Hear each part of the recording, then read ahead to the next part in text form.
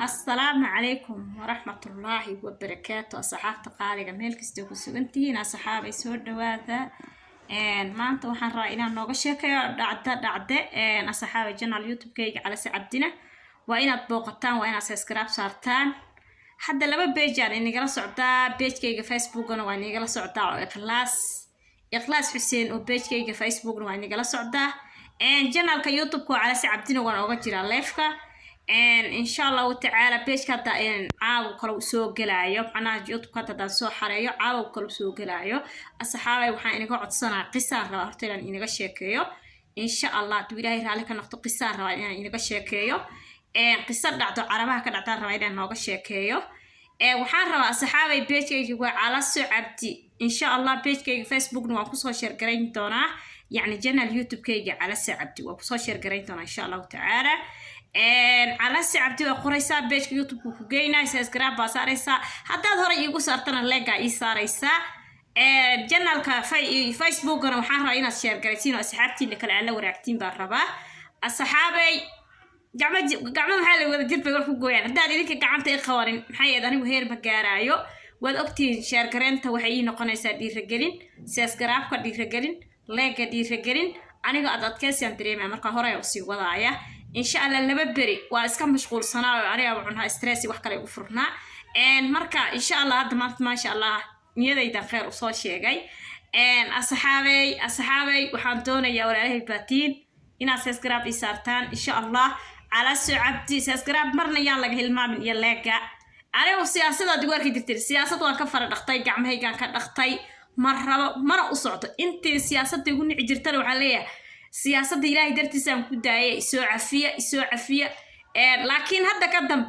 دعوين كدعضيو وحيالها صومالي قصص وحسب ما قصص شيكينا ما قرنا يسا دعوينكم بعد قال صعنسا ما قرنا يسا مركب أصحابي سود وهذا قصة وحي كدعدي وتماها عرفتي كدعضي فاميلي إسقابة دحتوضا يعني وحكا دعيوا وحنو شيكايو أبو فاميلي وحي ككوبنايين أبي حاسس أفر قفي ككوبنايين أفرت قف waxay kala ahaayeen laba wiil oo yar yar yaani ninka xaas buu lahaa xaaska gabadha waxa la dhahay Nasri baa la dhahay ninka xaaskiisa Nasra la dhahay musaygana Maxamed baa la dhahay waa Carabaha meesha ka dhacday maxay marka qisada ay ku dhicayso wadaadka wuxuu joogay Cubnaan buu joogay wadanka Cubnaan buu ku sugnaa laakiin marka hore waxay ka imaadeen Suuriya ay ka imaadeen afar bay ahayn reerka afar bay ka koobnaayeen ومسي يا مامديسا يا لبا عنو غيري دلين لبدا عنو غيري لبا ويلو ير باي هاين لبدا ويلو ير مid kay milk wiilka yarna sanad buu jiray midka kalena 3 sano jiray hooyadana waxay jirtay 18 sano aabana wuxuu jiray 30 sano marka wadankaas ay ka soo guureen Cumnaan ay soo dageen Suuriya ay ka soo guureen Cumnaan ay soo dageen reerka ma ahayn reer dhaqaalahaas ma ahayn reer iska reer tabareed bay iska ahaayeen iska dhaqaale yar bay ahaayeen laakiin muruqmaal wax la dhahay iska jirta way aabaha iska soo xamaalanayay shaqadiisa waxay ahayd musaygaas meel macnaha xalfadaha lagu dhigo ama casuumaadda lagu kariyo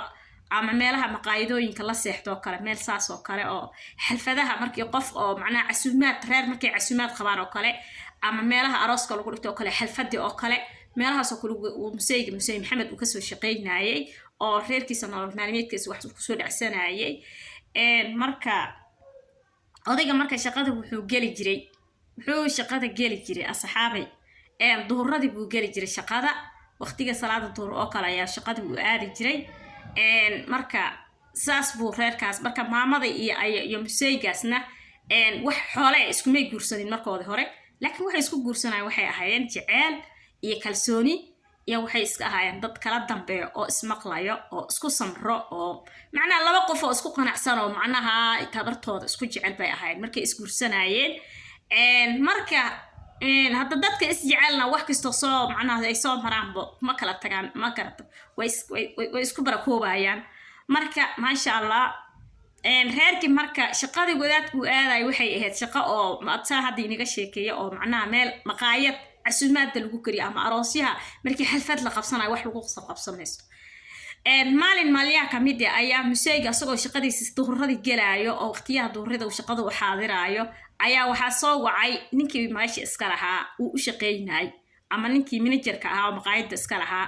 ayaa soo wacay museygi maxamed aa la soo wacay waxaa lagu yiri maxamedow berri ama caawa waxaa jirtaa casuumaad maadaama duhuradii adi shaqada aad soo gasho caawa waxaan qabnaa maqaayadda casuumaada ka jirto reer familya meesha isku casuumayaan marka adi oo kilex ah kuma baahanine waxaan rabnaa inaad dad kale noo keento dad kale oo macnaha 2 qof oo kale waa inaad noo keento adiku 3 waa inaad noo keento si hoosh iyo waxyaa badan berrina waxaan qabnaa bay dhaheen berrina aroos baa meesha ka jiro caawana casuumaad baa jirto marka adiga keliga hoosha kuma aadi kartid waa inaad 3 qof aad la imaato macnaha adiku 3 inaad shaqada soo gashaan oo 2 qof oo kale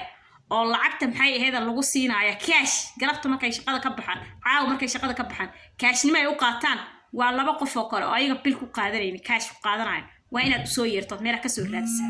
ayaa cabdimagan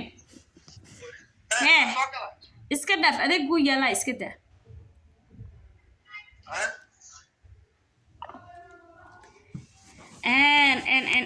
lamagan wuxuu isoo wacay war asxaabay ruux baa isoo wacay oo macnaha adeeg iga rabe marka raali ahada telefoona isoo galay iga raali ahada marka maxay ahayd asxaabay marka maxaa la dhahaye wiilkii marka wuxuu orday haya waa yahay buu yiraahday oo waan keenayaa buu yiraahday maxay aheeday waa dadka waan soo raadin marka wuxuu wacay 2 nin oo saaxiibo ahaayeen ayuu wacay oo wuxuu yiraahday warwaryaada warkaan lacag kaashi caawa hadaa rabtin inaad qaadatiin kaalaya meesha maqaayada aan ka shaqeeyo kaalay caawa shaqadiina soo guta macnaha si lacag kaashi hadaa rabtin 2 wiil oo saaxiib la ahaa ayuu wacay 2 wiil waxay ku dhaheen Janis ma haynay dhaheen marka wuxuu haddana uu wacay nin adeerkiisa nin oo 50 jir oo nin weyn oo 50 jir oo maxay ahayd iska shaqo la'aan oo baagamuunda iska oo maxay aheeday maxaa la dhahayay oo 50 sano jiro oo wuxuu wacay wiilkii maxamed ahaa waa ninka wax wacaayo yacni dad kale dad ku caawiyo hore u soo wadaa la yiri oo iyagana lacag la sii caawiyo iyo kula shaqeeyaan xalfadda iyo arooska iyo kala shaqeeyaan marka ninkii museyga ahaa ayuu wacay oo adeer u aadan nin adeerkiisa ah oo waxna haysan oo shaqo marka aan haysanin museygi wacay museyga marka magaciisa waxa la dhahayaa Ridwaan ala yiraahdo museyga Ridwaan baa la yiraahdaa museyga markuu wacay wuxuu yiri adeerow marka museygaas wuxuu dhalay 2 caruur ayuu dhalay odiga 2 caruur buu dhalay museyga Ridwaan la leeyahay 2 caruur buu dhalay wiil iyo gabar buu dhalay wiilka iyo gabadhaasbo waxay weligoodba joogi jireen magaalada Cumnaan wadanka Cumnaan ay joogi jireen baagamuundayna ku ahaayeen odigana mar dhow ayuu wuxuu ka imaaday wadanka Ciraaq meesha oo wiilkan uu ka imaaday Maxamed Xaaski ka soo guureen ayuu ka imaaday maxaa dhahaye odigana uu marka mar dhow ka imaaday marka museyga iyo labadiisaas wiilkiisa ay gabadhiisaasbo shaqo la'aan waay magaalada marka isla joogaan marka waliba wiilkan ayaa u gacan furan oo wax siiya oo dhaqaaleeya oo gurigiisa ay wax ka soo raadsadaan aad bayna maxay ahayd u dhaqaaleeyaan labadaas wiilkiya gabadha uu museyga adeerkiisa dhalay museyga la leeyahay Ridwaan ninkan Maxamed 2 cunuga museyga uu dhalay ay weligood Cumnaan isla siyar joogeen museyga gadaal buu ka imaaday Ridwaan maxay ahayd uu dhaqaaleeya wiilkiya gabadha uu dhaqaaleeya adin museygana adeer waa meel bay qaraabo ka yihiin ala kulli xaal asxaabay marka odaygiisu u dhaqaaleynay reerka adiga uu soo wacay wuxuu yiri adeerow ama wiilkaadii gabadhaadi soo dir shaqada maxay la qabtaan maanta amisare adiga kaalay shaqla kaash waayo oo aroos bari jira iyo xalfad caawa jirto meesha maqaayada ani liiga yeera oo ka shaqeynayo kaalay lacag kaash ka qaato shaqadan ila wada meesha macnaa casuumaad caawa laga sameeynayo oo barina aroos ka jiro odaygi markuu wuxuu yiri insha Allah ana ku imaaniye waxyar isug marka waxa lagu leeyahay meesha shaqada hotelka laga shaqeynayo waxa u dhow museygan Ridwaan la leeyahay oo loo wacayo ayaa meesha shaqada meel u dhow ayuu degan yahay ninkan meesha ka shaqeeyo oo dadka wacaya Maxamed baa la yiraahdaa Maxamed gurigiisa meel oo macnaha shaqada ka yar fog ayuu Maxamed degan yahay marka laakiin musaygi wuxuu ku dhahay adeerow shaqada haddaa adiga imaanayso macnaha horay kuu soo maraayo meesha shaqada arrimaha ku geeyaa misana adreeskaan ku siiyaa oo adreeska ayaad maxaa la dhihi jiray aan kuu soo dira kadibna waad iga hortegaysaa ama waad iga daba imaanaysaa markaas wuxuu yidhi haysoo marine adreeska isoo siiya adreeska isoo dir okay buu yidhaahday maxamed adreeskii buu diray odigii ridwaana loo diray adreeska arafu marka maxamed markii shaqadiisa waqtiyada duuradii galayay horay buu usii dhaqaajiyay shaqadii ayuu aaday shaqadii markuu tagay ninkii managerka maqaayada lahaa ayuu u tagay wuxuu yiraahday war ninkii ma yimaaday oday aan wacay ma imaade shaqada maya markaas xaydeen anaga halooday kilaxkeen kuma dhihine laba qof oo kala soo wada adigu saddexa la dhahay aawe qof saddexaad waan waayay maadii qof saddexaad aan waayay hal nin oo museeye aan u soo helay macnaa cawad iyo nala shaqeeyo berito bas dib male waan yar sugaynaa wax yaraa la sugaadi 3 saacadood ayaa la waayay 3 saacadood markii waa hooshina shaqadii maxamed way ku badan tahay markaasuu dhahay meel dhow meeshan uu degan yahay markaan wacana telefoonkiisa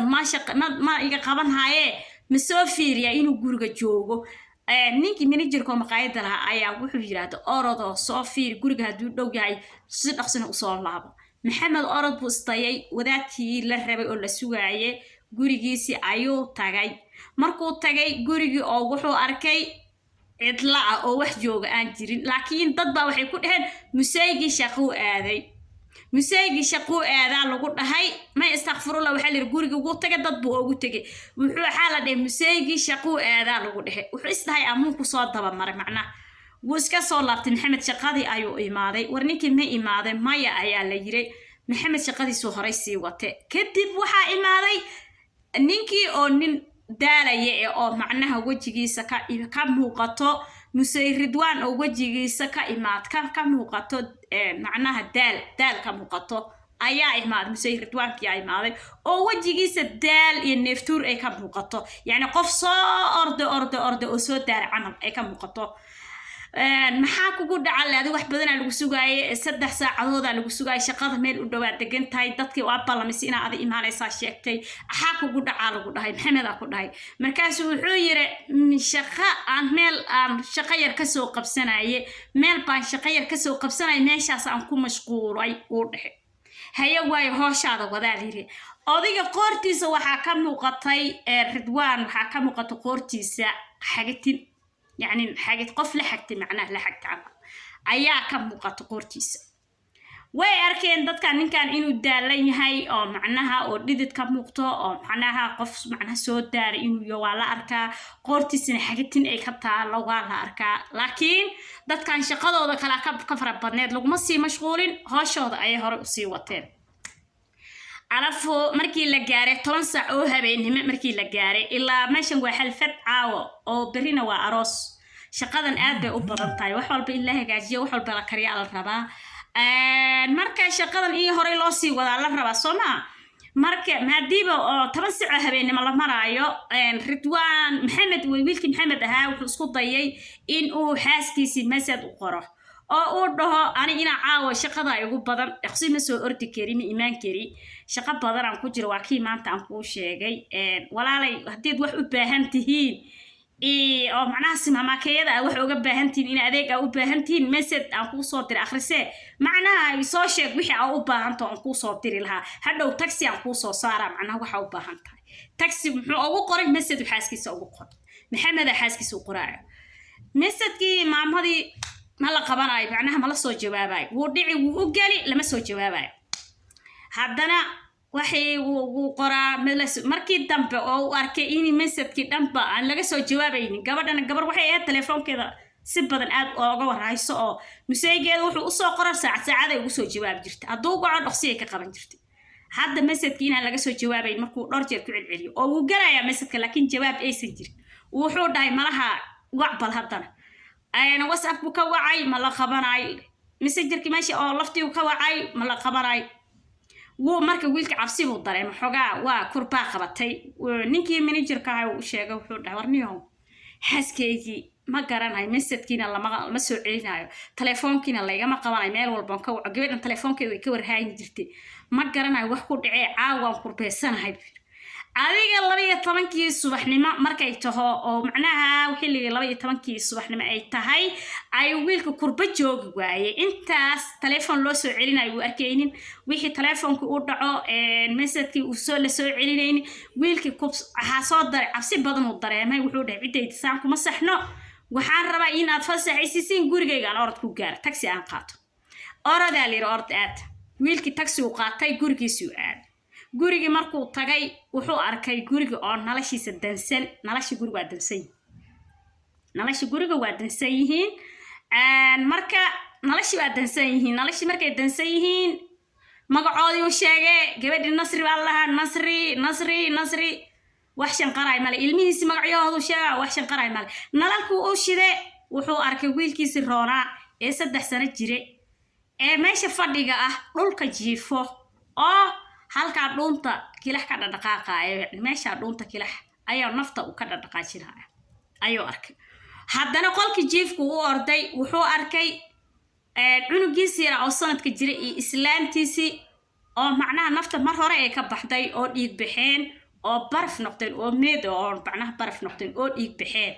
oo nafti ka baxday oo arkay cunugiisa sanadka jiray iyo gabadhiisii macnaha cunug yaraa sanadka jiray iyo islaanta xaaska wiilkii uu qaracmaday wuu naxay meel wax u qaato garan waayay wuxuu wacay laamaha amniga degdega oo gurmadkii uu wacay wuxuu dhaw soo orday gurigayga dhibaa ka jira hal la imaado waa la imaaday wiilkii yaraa ee fadhiga yaalay ee macnaha yani nafta ka dhaqaaqaayay dhakhtar gurmada loo diray macnaha isbitaal la geeyay degdega loo wacay kuwi kalena maxaa la geeyay qaybtii oo waxa la geeyay macnaha meedka meesha lagu keeday la geeyay oo waa la baaray habartii iyo macnaha cunugi